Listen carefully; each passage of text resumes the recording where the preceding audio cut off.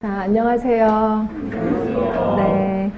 자, 지금 104쪽이고요. 우리 이제 조직 거의 다 끝나고 하나 남았을 거예요. 조직에 대해서는 뭐 시험 문제가 예전에는 양심껏 한 문제에 하나씩 나왔는데 이제는 뭐 한 문제에 4개, 4사람을 알아야 되고 뭐 이런 것들이 많아서 외우긴 외우셔야 될 것 같아.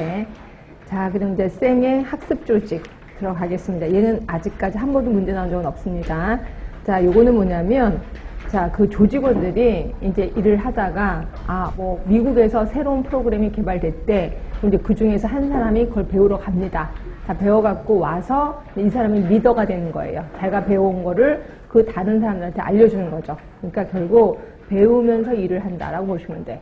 그런데 또 파리에서 또 무슨 프로그램이 개발됐대? 그럼 또 다른 사람이 가는 거예요. 그래서 그걸 배워갖고 와서 또 다른 사람한테 알려준다라고 보시면 돼. 이거를 쌩의 학습 조직이라고 보는 거죠. 자, 그럼 보시면 이론을 보세요. 전제적 이론. 자, 쌩의 학습 조직은 개방 체계야.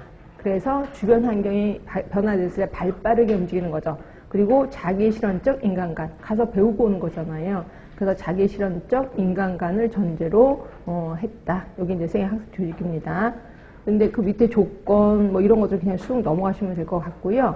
자, 그럼 옆에 체크 포인트를 잠깐 보시면 기존의 조직과 쌩의 학습 조직을 좀 비교했어요. 제가 외우라는 건 절대로 아니고 한번 비교해서 이해가 되면 나는 확실히 아는 겁니다. 일단 기존 조직은 계층이 많아요. 그러나 학습 조직은 거의 없다. 거의 동료 의식이라고 생각하시면 돼요. 동료라고 생각하시면 됩니다. 그래서 구조를 보시면 수평적 구조예요. 수평적 구조. 자, 그리고 외부와의 경계 보세요. 기존 조직은 고정되어 있거든요. 그러나 유동적이야. 자, 유동적이라는 건 결국 개방 체계라는 거죠. 환경에 대해서 오픈이 되어 있다. 자, 조직원들 간의 관계를 보시면 관료적이라는 건 결국 뭐야? 서열이 있다는 거죠. 그런데 그래서 학습 조직은 대등한 관계다라고 보시면 되고요. 자, 권한의 소재도 기존 조직은 리더에게 집중되어 있습니다. 그러나 학습 조직은 조직원들 간에 분산되어 있다. 새로운 프로그램을 배우는 사람이 리더가 돼. 또 다른 새로운 프로그램을 배우고 왔어? 그럼 그 사람이 리더가 되는 거죠. 그래서 결국 자, 권한이 분산되어 있다라고 보시면 되고, 자, 주요 의사소통 보세요. 밑에 보시면 공식적 의사소통이 기존 조직에서는 주요 의사소통이야. 그러나 학습 조직은 비공식적 의사소통이 주요 의사소통이다.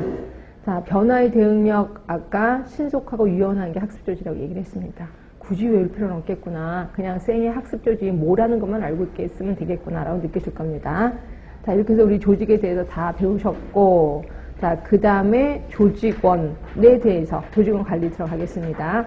자, 맨 처음에 나오는 게 이제 그 조직원들의 성격 유형이에요. 그러니까 대부분 사람들이 어떤 조직에 들어가면 정말 열심히 일하는 사람이 있는가 하면 어떤 사람은 나 합격한 것만으로도 감사해. 그래서 대강대강 사는 사람도 있단 말이에요. 그래서 그분 그 성격을 뜯어 고칠 수 있나요? 뜯어 고치지 못해요. 그냥 그 사람에 맞게끔 일을 주면 된다라고 보시면 됩니다. 하여튼 그런 것들에 대해서 많은 학자들이 연구를 하는 거죠. 그래서 사람들의 성격은 이렇게 나누는구나 라고 보시면 돼. 그럼 이건 어떻게 공부하면 돼? 이것도 또한 외우면 돼요. 그렇지?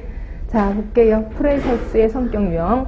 프레셔스는 사람의 성격을 3개로 나눕니다. 상승형, 그다음에 무관심형, 뒤로 가시면 애매형. 그래서 3개입니다.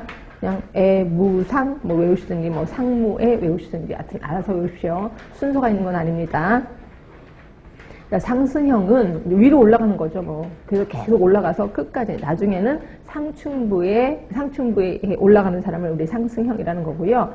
이런 분들 혹시 학교에서 우리 담임 선생님이 상승형이야. 그러면 담임 선생님인데도 불구하고 반에서 못 만나고 꼭 어디서 만나요?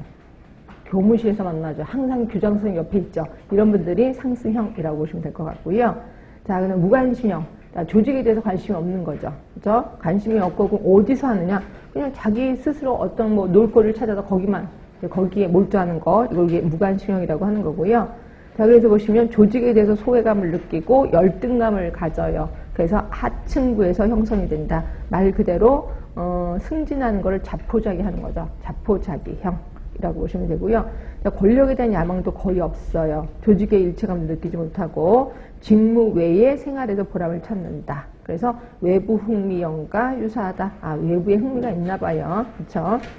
자, 그러면 애매형이에요. 자, 애매형은 이러지도 못하고 저러지도 못하는 거야. 그래서 조직에 대해서 그렇게 충성하는 것도 아니고 그렇다고 해서 조직을 뭐 싫어하는 것도 아니고 그냥 끌려가는 거다라고 보시면 돼. 이게 M형입니다.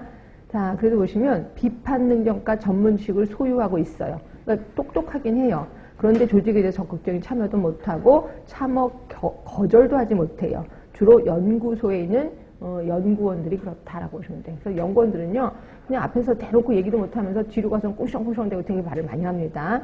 자, 그런데 니은번 보세요. 자, 이 사람들은 성공을 원하긴 해요. 성공을 원해서 끝까지 올라가는 걸 원하지만 대가를 치르려고 하지 않아요. 그럼 성공하려면 무슨 대가를 치러야 돼요? 열심히 일하면 되지 않아요? 열심히 일하는 게 대가인가? 아니요. 열심히 일하는 건 대가가 아니고 열심히 일하는 거는 그건 기본이에요. 기본이고 대가는 윤활유를 쳐야지. 기름질을 좀 쳐야지. 그래서 손도 좀 비비고 손금도 좀 없어지고 하여튼 이런 것들이 대가라고 보시면 되고요. 자, 그래서 이런 사람들 만약에 성공을 했어. M형인 사람들이. 그럼 성공의 비법이 뭔가요? 그러면 내가 똑똑해서요. 이렇게 물어봅니다. 그러나 상승형은 주변 사람들이 도와줘서요. 이렇게 얘기를 합니다. 그래서 말 자체가 틀려진다고 보시면 되고요. 하여튼 이게 M형이라고 보시면 돼. 성격은 내성적이고 독립심이 강하고 규제나 통제를 싫어하죠.